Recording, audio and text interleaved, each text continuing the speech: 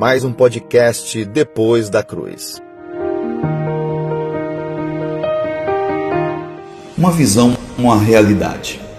Graças e paz, meus queridos. Vamos para mais uma reflexão da palavra.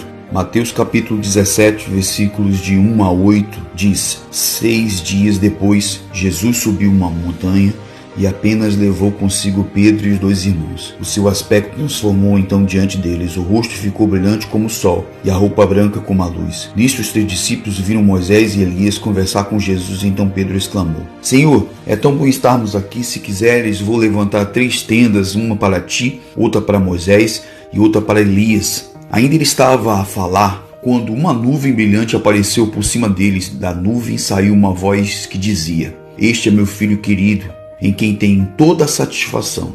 Escutem o que ele diz. Ao ouvirem cada voz, os discípulos curvaram-se até o chão e tiveram muito medo. Mas Jesus aproximou-se deles e tocou-lhe, dizendo: Levantem-se.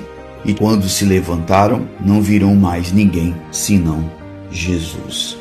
Será que Moisés e Elias apareceram mesmo fisicamente? Em caso afirmativo, estaremos perante um complicado problema teológico, pois eles aparecem antes da segunda vinda de Cristo e antes da ressurreição final, o que nos parece contradizer várias passagens bíblicas neotestamentárias. No caso de Elias, vemos em 2 Reis capítulo 2, versículo 11, ele foi arrebatado ao céu num carro de fogo, mas Moisés não consta que tenha sobrevivido à morte natural. Há certos indícios que me levaram a considerar a mais provável hipótese de uma visão coletiva dos 3 apóstolos. Lucas afirma que Pedro e os companheiros estavam a cair de sono, mas adormeceram e acordaram ou tiveram a sensação de acordar. Nenhum dos evangelistas nos diz a que horas ocorreu este acontecimento. Certos indícios levam-nos a pensar que teria sido a altas horas da noite, pois estavam com muito sono, e à noite seria muito perceptível o brilho do rosto e das vestes de Jesus, bem como o brilho da nuvem que, segundo Mateus, apareceu por cima deles. Mas, segundo Marcos, apareceu por cima deles uma nuvem que envolveu na sua sombra. Portanto, se tinha sombra, já parece sugerir que era de dia. Mas há outro pormenor, ainda mais difícil de compreender. Moisés viveu há mais de 1200 anos antes de Cristo,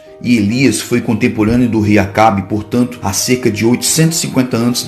Não há nenhuma pintura, muito menos uma fotografia, que nos mostre como eram. Como seria possível de 3 apóstolos reconhecerem imediatamente o antigo personagem do Velho Testamento? Parece muito mais provável que fosse, não direi um vulgar sonho, pois não iriam todos sonhar ao mesmo momento, mas uma visão que lhes foi concedida. Mateus e Marcos falam somente da transformação do rosto e das vestes de Jesus, que se tornaram muito brancas e brilhantes, mas Lucas acrescenta que foi enquanto Jesus orava. Não podemos deixar de relacionar essa transformação ou transfiguração com o contato com Deus, o Pai, através da oração. Isto suscita-nos algumas perguntas que ficaram para sempre sem resposta. A visão que eles tiveram era a do Cristo na segunda vinda, como alguns afirmam. Geralmente afirma-se que Cristo se transfigurou no alto do monte, mas tenho dúvidas se esse não será o verdadeiro Cristo, o eterno Filho de Deus, que se transfigurou para nascer como homem chamado Jesus, que se tornou verdadeiro homem para conosco contactar, como vemos em Filipenses capítulo 2, do versículo 6 a 7. Assim, o Cristo que eles viram seria o verdadeiro Cristo que sempre existiu. Como interpretar essa passagem? Penso que não se tratou de um acontecimento verídico, mas de uma visão concedida aos apóstolos e como tal. A sua interpretação deve ser idêntica à de uma parábola. Devemos procurar o pensamento principal que o mestre ou talvez o próprio Pai nos quis transmitir. Depois deles terem ficado maravilhados, tudo desaparece e fica só Jesus. O que significa isto? Que mensagem podemos tirar daqui? O que isso diz à igreja dos nossos dias? Que buscam os imponentes edifícios, as elaborações litúrgicas e os grandes corais e as grandes multidões e etc. Estão se esquecendo do principal, pois só Cristo é importante, só Cristo basta, só Cristo deve ser ouvido,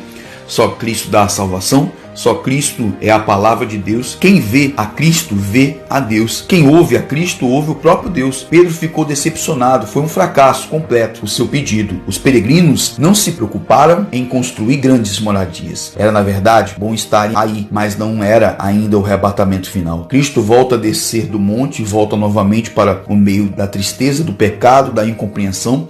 volta para o meio do oportunismo e da corrupção, no seio da sua própria igreja, volta para ser traído por um apóstolo e abandonado pelos outros para sofrer com o desânimo e a incredulidade do homem. Cristo volta para tomar a estrada de Jerusalém para cumprir o pedido que Deus Pai lhe fizera, volta para tomar a sua cruz. Uma visão destas, não temos dúvidas, de que ficou marcada para todo o sempre na mente dos apóstolos. Quantas vezes, caminhando Pedro por esses longos caminhos pedregosos e cheios de poeira, não teria suspirado pelo outro mestre que conheceria um dia o alto monte? Quantas vezes o missionário em terras distantes, desiludido com as dificuldades e com o reduzido número de crentes, não é tentado a orar por outro Cristo que conheceu nas grandes igrejas do Ocidente? Mas será que Cristo não está tanto ou ainda mais presente onde só 2 ou 3 se reunirem estarem em seu nome? Concluo geralmente que os nossos cultos, em especial os cultos de oração, são cultos para pedir a Deus. Preocupamos-nos muito com os nossos pedidos e é raro preocuparmos com os poucos pedidos do próprio Deus. Vamos terminar com um pedido ao nosso Pai, pois é o mais urgente para a nossa geração, pois sem isso, o cristianismo não terá futuro. Graça e paz.